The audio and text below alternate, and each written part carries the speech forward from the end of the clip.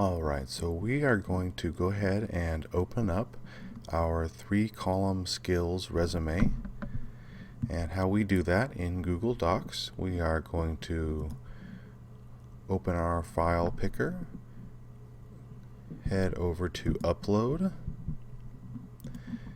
and we are going to select our 3-column skills resume template.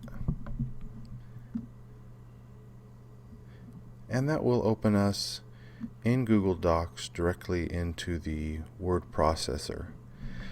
And so this resume is trying to compact as much information as possible. So the way that you'll want to edit this is usually from the top down. So as you can see, we have our name being the first heading, and then each additional section being a second heading, being a different text size than the main body, and the skills and the main experience being that.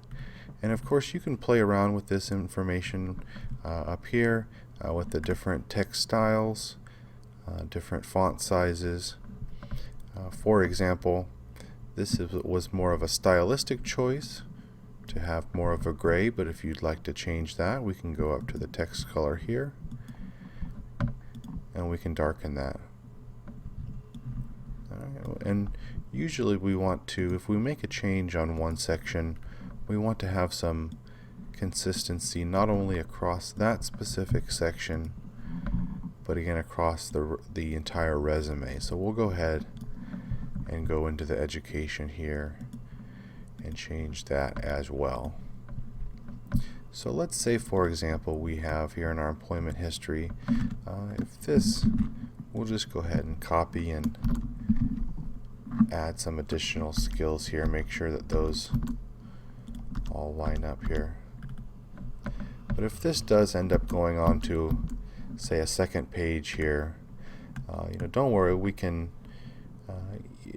what you really want to do is try and include as many bullet points up in this top layer here, this first job, and then we can, if it comes down to it, the jobs that are furthest away in time, you can always remove a bullet point or two, something that is less valuable and less qualifying for your current job. So again, this resume is trying to pack as much information as possible.